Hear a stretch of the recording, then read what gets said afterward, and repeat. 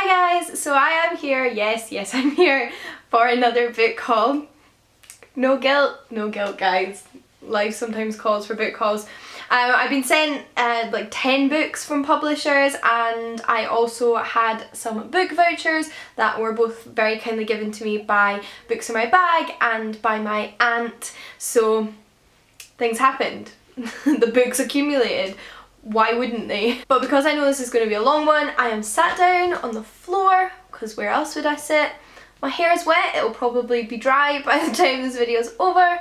You might want to get yourself a cup of tea or a fizzy juice. I myself have a bottle of Coca-Cola. And without further ado, let's waste no more time chatting and get into the books. So first up, I have a book that was sent to me by the publisher. And I wasn't expecting this one in the post, but it came from Nariksha over at Faber & Faber, who has amazing taste in books, so I completely trust her. And when she said she really enjoyed this one, I thought, definitely going to give it a shot then. And I actually did fly through this. I've already read it. I read it in a night and a morning, and that's Lullaby by Leela Slimani. This was originally written in French, and it's been translated into English by Sam Taylor. It pretty much lives up to all of my previous experiences with French literature, and that is that they are quite dark. That might just be what I have read though. This is a sort of thriller in which you know how it ends. So we know from the very first page that the nanny in this story has killed the 2 children that she takes care of. That is not a spoiler. We then go back in time to the couple hiring this nanny and their relationship building and growing and the tension building and finding out kind of what led up to this horrific crime, what was going on in everybody's heads, what can be going on inside somebody's head without you even realising. And I think knowing what happens at the end of the story actually builds the suspense all the more, and it's a really fascinating kind of character study. It's sort of like a dark literary thriller.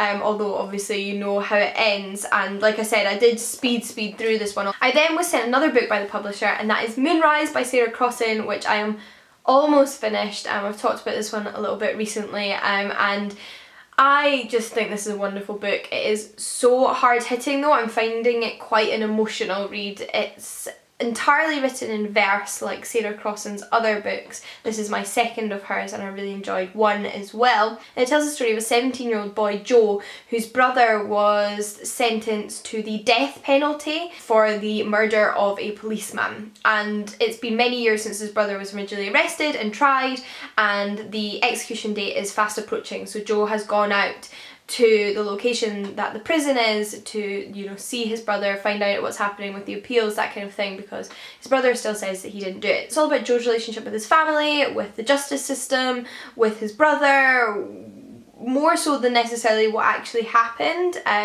It's very much an emotional read about these characters and Joe's life, and kind of the effect that the death penalty has on the family. And my battery is already flashing, only 2 books in. The next book I was sent by a publisher as well, but I haven't read this one yet, although I'm so excited to, as I've heard amazing things, and that is How Not to Be a Boy by Robert Webb. Robert Webb is a British comedian that lots of you might recognise, and this is a non-fiction book published by Canongate. It is all about, you know, the gender expectations placed on young boys and men, and the kind of toxicity of masculinity and our image and society's image of how men should behave, and how that kind of stifles men from expressing their emotions, and you know, just the way it affects them in life. Kind of like the book that I recently read, The Descent of Man by Grayson Perry, and I thought that was a really great book. This book's a little bit longer. Obviously it's going to be semi-autobiographical, so I think it's going to be really touching, interesting read, especially based on, you know, some of the interviews I've seen with Robert Webb. It sounds like a pretty good book, so I'm excited. The next 2 books I did by myself with one of my book vouchers, and the first one is a thriller novel. It is Playing Dead by Julia Heberlin. I read this author's other book, although she has a few, but I read one of her other books, Black Eyed Susans, recently, and really enjoyed it. I thought it was a really well-paced, absorbing thriller, and definitely my favourite thrillers I've read so far. Again, although I thought the ending was a little bit too fast. This seems to be an issue of mine with thriller books, but I really enjoyed that, so I wanted to try something else by this author. And this one is a little bit different because it is about a woman who has been contacted by somebody claiming to be her biological mother and saying that she was actually kidnapped from her real parents back when she was a baby, and it's about her going off to find out if what this woman is saying is true, why is it only coming out now, what's going on, that kind of thing. And I think that's a really interesting premise. I've never read anything like that before, so I'm really looking forward to this. And the next book I have, I cannot believe exists. It was such an amazing find. All credit goes to my friend Jill, who I was in the bookstore with, but I will give you a little bit of background in telling you that one of my favourite books I read in the fantasy genre is Tooth and Claw by Jo Walton, which is a sort of period novel, a little bit Trollope-esque, a little bit Jane Austen-esque, but all of the characters are dragons.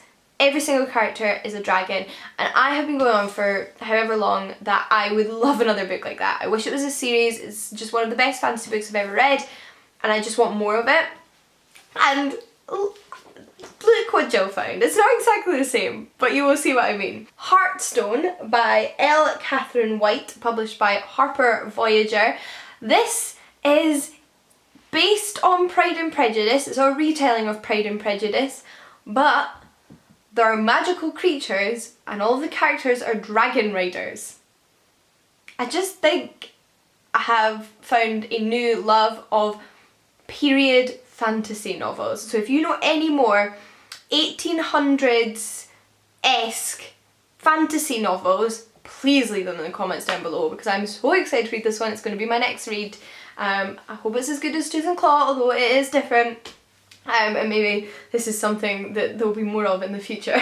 But whilst we're on the topic of period fantasy novels, I did pick myself up second-hand online an entire series of period fantasy novels, and those are the Gemma Doyle books by Libba Bray, which begin with A Great and Terrible Beauty, then Rebel Angels and The Sweet Far Thing. I've now read all of those books. I adored that series. I have my frustrations with some of the things that happened in the last book, so you have seen me talk about these, I'm sure, but I fell in love with this series. I wasn't expecting to love the first one as much as I did, and I had to immediately order myself some, you know, cheap secondhand copies of the second two from Amazon when I just needed to know what happened next. And although I have my frustrations with some of the things that happened in the last book, it was still a 5-star, 5-star and 4-star series with a 5-star rating all round. It follows Gemma Doyle, a young woman in the late 1800s whose mother has just died, and at the same time she has started experiencing these visions of another magical world. She's now also being sent to a finishing school in London after having lived her entire life in India thus far. And it's about, you know, women's role in society in that time period, about Gemma's experience of being a young woman and making friends and having her first sort of sexual awakenings, as well as these wonderful magical realms. I think of it as a combination between Jane Eyre, Jane Austen, Lion the Witch and the Wardrobe and The Craft. Those are the things I would compare it to. Given that I so quickly fell in love with Libba Bray's Gemma Doyle series, I had to buy more of her books. So I also bought second-hand online a copy of The Diviners, which is the first in another series by Libba Bray. But if I'm correct, this one is set in the early 1900s in America. Although this one follows Evie O'Neill, from reading the back the impression I get is a slightly larger cast of central characters, although there's quite a lot of main characters in Gemma Doyle series. But perhaps we get a little bit more insight into their minds. But one of the main themes of this story is that there is a theme of the occult going on, and obviously I imagine the occult mixing with that kind of early 1900s setting and a fabulous cast of characters. I didn't really need to know much more than that, based on how much I loved the other books. But wait, it doesn't end there. Yes, I bought another book by Libba Bray. I also bought Beauty Queens. This is Libba Bray's book, which is in some part inspired by The Lord of the Flies by William Golding, which I don't like, but I think I might like this. It is about a plane full of beauty queens who crash land on an island, and what happens when they are stranded on this island together. I get the impression this is a bit of a sort of satirical feminist novel. I felt like there was very prominent feminist themes in Libba Bray's other work, so I'm sure lots of great comments will come through in this book, and it's obviously a much more modern setting, so it'll be really interesting to try. It's also a standalone, which is different. So I'm just really excited to try more Libba Bray because I loved the Gemma Doyle series and loved so much of what was going on inside its pages. Some more books that were sent to me by publishers. These ones are proofs, so they're not out yet, but the first one is The Wicked Cometh, a novel of Darkest London by Laura Carlin. This is published by Hodder and Stoughton and is the most stunning advanced reader's copy of a book I have ever seen in my life. It is a dust jacketless velvet hardback with gold embossing. It's just too much for me to deal with. I'll just read you this little bit on the inside, and it says, "The year is 1831. Down the murky alleyways of London, acts of unspeakable wickedness are taking place, and no one is willing to speak out on behalf of the city's vulnerable poor as they disappear from the streets. Out of these shadows comes Hester White, a bright young woman, who is desperate to escape the slums by any means possible." Sounds brilliant. Sounds brilliant. I am loving my dark and period set novels at the moment, as you can probably tell. Another book that isn't out yet and comes out at the beginning of next year is The Mermaid and Mrs. Hancock by Imogen Hermes Gower. This is published by Harvill Secker, which is an imprint of Vintage, and I'm sure you've seen this on the internet already. It's getting quite a lot of buzz. I think Vintage and Harvill Secker are very excited for the release of this one, and I can see why. I think it ticks a lot of the boxes. Again, it's a period novel, and it also deals with those touches of fairy tale and folklore. It says, "In 1785, Jonah Hancock has sold his ship for a mermaid. His ownership of the novelty opens the doors to high society and brings Jonah into the thrilling orbit of Angelica O'Neill, the most glorious courtesan in London. The two of them begin a dangerous and delightful adventure that will change the course of their lives forever."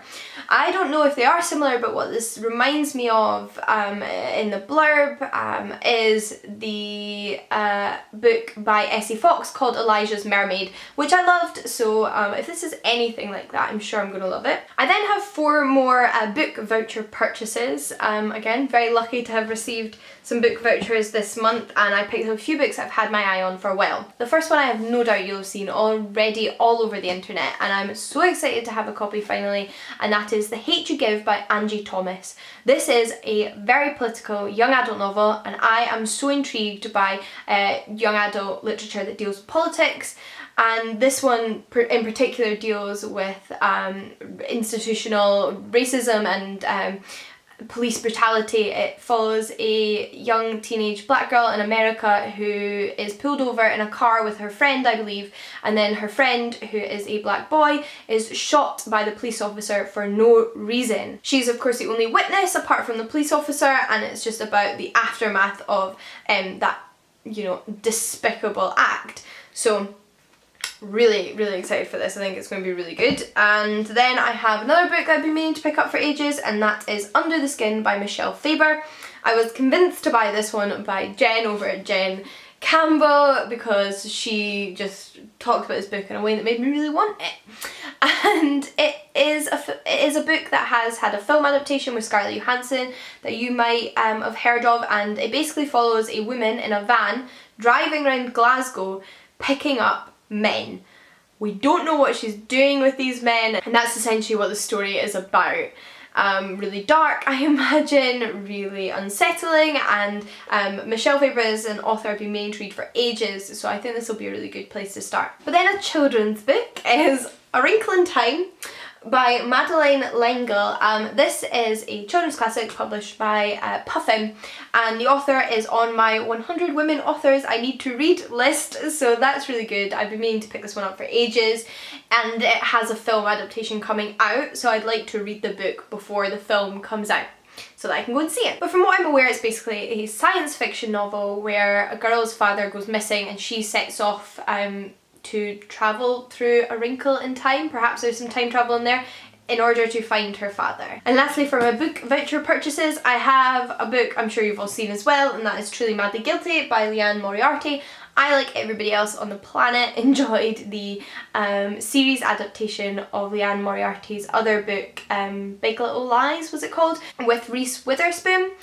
and I've heard maybe they're adapting this, but regardless, I loved that TV series, but I think now that I've seen it, I'm not really keen to read the book because I think a lot of it's the build-up and not knowing what's going on. And I wanted that experience again, so I thought I'd pick up Leanne Moriarty's other book. I think she has some more, but this is another one of hers, and hopefully get that experience again because it was such an intriguing mystery. Big Little Lies, and some really great characters. This one follows a group of men and women at a summer barbecue, I believe, which I can't really do any better justice in reading this sentence on the back, and it says, by the end of it, a lifelong friendship will be in tatters, a marriage on the rocks, and an innocent bystander dead. Okay, so I then have two more books that were sent to me by Faber. The first one is The Grip of Film by Gordy LeSure, presented by Richard Ayoade. So the concept of this book still baffles me slightly. The book is by Richard Ayoade, who is a British comedian who I think is fabulous. He's just great. He now presents the sort of remake of The Crystal Maze as well. I'm sure lots of you are familiar with him, and he's also a director and a film connoisseur, and this book is all about films, but told in the voice of this other character with the commentary of Richard Ayoade. So it sounds mad and also super intriguing, and I've been trying to watch a lot of classic films recently, so I think it might be really interesting to dip in and out of a book all about film. And then a book I requested from Faber is Winterkill by Kate A. Boorman. This is a young adult novel, first in a series I believe. From the description, this one has a lot of elements that could potentially unravel, so it sounds a bit like it's set in a cult, or at least a restrictive community in which our protagonist has sort of been betrothed to a man that she doesn't want to marry, but she also cannot leave their community because outside there's supposedly danger. So my wonder obviously is there actually danger? Is this a sort of dystopian or magical world where there's something else out there, or is it all just sort of cultish brainwashing? Could be anything. I'll have to tell you once I've read it. And then I have two books I was not expecting but were also sent to me by Bloomsbury and sound quite interesting. The first one, I can't lie, I don't like the cover and if I'd seen it in the bookshop I wouldn't have picked it up, but it is a young adult thriller and I love young adult thrillers, so I'm giving it a chance, and that is Breaking by Danielle Rollins. And this one is about our main character who is at a boarding school and has two good friends when both of those friends commit suicide within a month of each other. Everyone else thinks it's suicide, our protagonist thinks there's something darker going on, and it's about her unravelling the mystery of what became of her friends. So although the cover is not for me, I'm also probably not the target demographic, so who am I to comment? I do think the plot sounds interesting and I am going to give this one a shot. I then have a book which I'd actually seen a lot of people talking about, and that is probably because it is in part to do with booktubers, and that is Because You Love to Hate Me, edited by Anne-Marie, who is a booktuber and one of my favourite booktubers actually. If you're not following her already, she is fantastic, and she does amazing book reviews but also does a mixture of other videos as well, and I love everything that she comes out with, so above all else go and check out Anne-Marie's channel. But this book is a really interesting concept. So they're all short stories written by young adult authors with prompts given to them by booktubers. On top of that, I believe these are all retellings of fairy tales, perhaps concentrating on the villains. Okay, we're not done yet though, so let's keep going. Next up I have a book that I picked myself up online after I picked up another book by this author in a charity bookshop, and everybody at my secondhand book haul was talking about this author in the comments, saying how amazing she was, and I just felt really compelled to buy another book by her. This is the one I actually think I might read first now based on reviews and plots, and it is Wildwood Dancing by Juliette Marillier. This is a fantasy novel, and look, that is a fantasy cover. These are my favourite fantasy covers. I think all fantasy books should have these kind of intricately detailed magical covers. It's the first in the Wildwood series, and it's set in Transylvania, although I'm not sure if it's set in a real historical period or if it's just a sort of magical world. And it follows sisters who discover the way into magical realms. Makes me think of Gemma Doyle, and sort of grow up going in and out of these magical worlds together and, you know, having fun and frolicking and whatnot until their father falls ill when their cousin Cesar comes to look after them in his stead, but one of the sisters believes that his motives are darker than simply helping them. Those are all the physical books I have.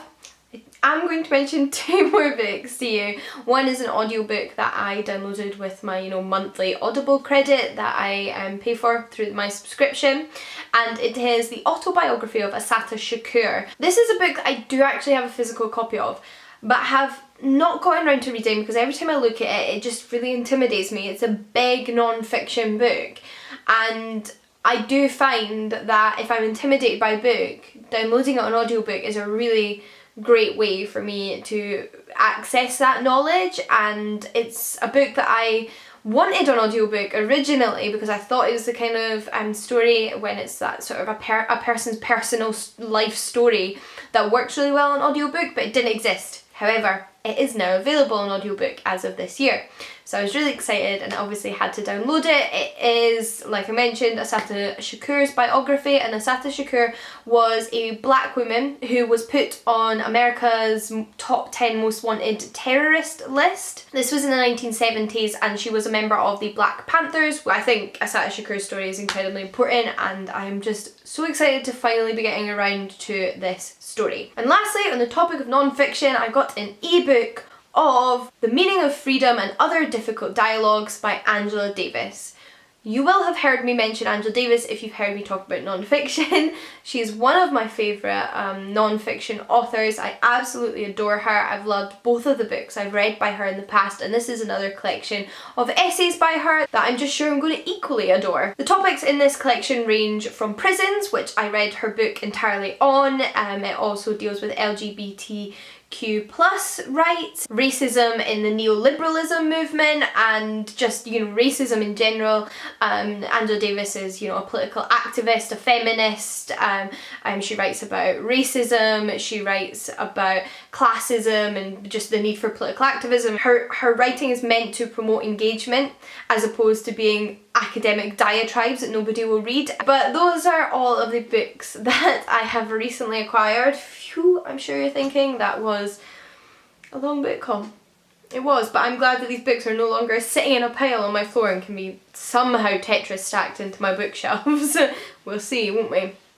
But I would love to hear your thoughts on any of the books I've talked about in this video, however long it's been. Thanks for sticking around if you've made it to the end. And until next time guys, happy reading. I'll see you all again soon. Bye.